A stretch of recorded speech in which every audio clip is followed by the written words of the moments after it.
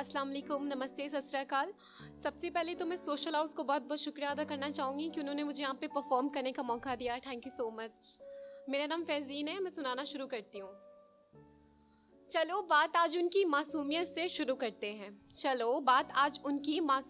शुरू करते हैं। उनकी अदाओं से आज गुफ्तगू आगाज़ करते हैं। बड़ा भोला सा है वो, थोड़ा कम बोलता है मगर मेरी सारी बकवास मुंह बंद करके सुनता है। थोड़ी आदतें अम्मी वाली उसमें भी हैं कि मेरे बारे में वो मुझसे ज़्यादा सोचता है। मैं कैसे बताऊं सबको उसकी अदाओं का सबब। मुझे उसकी हर बात अच्छी लगती है, मुझसे लड़ना, झगड़ना और फिर प्यार से मुझे गले लगाना। मेरे मामूली से नाम को कुछ यूं बुलाना मानो उसने मुझे सबा नहीं जन्नत की हूर बुलाया हो।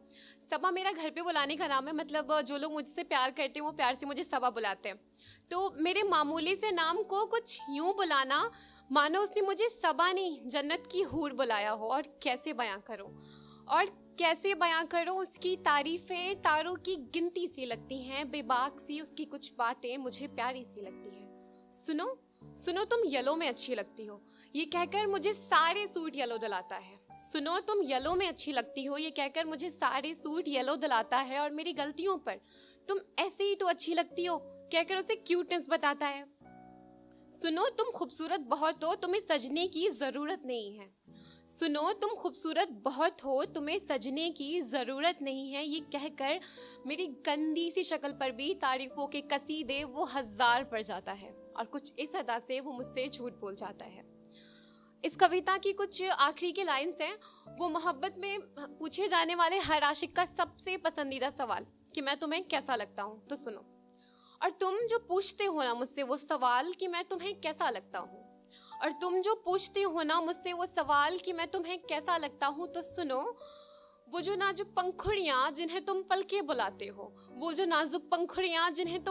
बुलाते हो, कसम से झुक के उठती हैं जितनी दफा भी वो, हमारा दिल धड़कता है बड़ी ही तेज धड़कन से। और जब नाम तुम मेरा सबा कह के बुलाते हो, शहद की सारी मिठास और चाशनी की हर तासीर मुझे फीकी सी लगती है। और कैसे बताऊं मैं तुम्हें कि तुम मुझे कितने अच्छे लगते हो। और दूसरी जो कविता है वो कुछ इस तरह से है कि मैं परेशानियों से कोई शफ़े ताल्लुक़ नहीं रखती, इसलिए सीने में दिल नहीं पत्थर रखती। और मुखातिब हूँ मैं सबसे अच्छी तरह, इसलिए मशवरे पे निगाहें सबकी सरसरी रखती। और वो पत्थर जो मेरे सीने पे रखा है कब से, दिल होता तभी तो धड़कन रखती। बहरहाल तुम बताओ खैरियत अपनी, मैं खुद की बातें शुरू करूं तो वस्त पे काबू नहीं रखती। कोई तो बात है वो आजकल पिंजरा बंद नहीं रखता। एक्चुअली क्या है ना कि कोविड-19 का सीजन चल रहा है, तो उसे भी पता है कि पिंजरा बंद रखने का कोई खास फायदा नहीं है, तो क्योंकि आजकल लोग एक दूसरे से मिलना जुलना कम ही रखते हैं। तो कोई तो बात है वो आजकल पिंजरा बंद नहीं रखता, उसे मालूम है इस मौसम में कोई किसी से ताल्लुक नहीं रखता। और मैं तो ठहर जाती हूँ एक लम्हे को देख कर शीशा, नजरें ऐसी नहीं कि हर किसी पे रखती। और मैंने कहा भी था उसे कि मुलाकातों पे वक्त की पाबंदी में नहीं रखती, एक ही शख्स है जिससे बातें भी करूं तो मैं घड़ी नहीं रखती। और एक छोटी सी नज़्म है, इसके साथ ही मैं ख़त्म कर रही हूँ। ये मैंने चांद सितारों पे लिखी थी। एक्चुअली मुझे चांद सितारे बहुत पसंद है, बट मेरे साथ एक मसला है कि मुझे सितारे बहुत ज़्यादा पसंद है।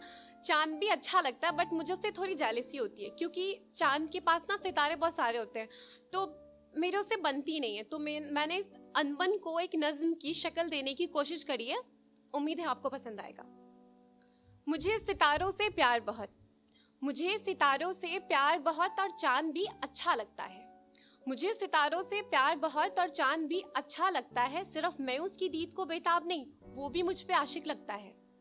अब मेरा उससे ये कहकर झगड़ा रहता है, चांद को गुरूर बहुत कि सितारों का उस पे पहरा रहता है, कि कभी तो आंख लगे रातों को चांद की। इस लाइन से मेरा ये ताल्लुक है कि अगर कभी रातों में चांद सो जाए और मैं सारे सितारे चुरा लूं और उन्हें अपने कमरे में सजा लूं, कि कभी तो आंख लगे रातों को चांद की, मेरे कमरे में सितारे बिछे हों, सोचकर कितना अच्छा लगता है। शबे वस्ल तो हर रोज लगता है। शब मतलब रात होती है और वस्ल मतलब मिलना, तो मिलन की रात। शबे वस्ल तो हर रोज लगती है। मैं जिस पहर भी शब की खिड़की से देखूं, सिर्फ मैं नहीं, वो भी मुझको तकता रहता है। बहुत बहुत शुक्रिया।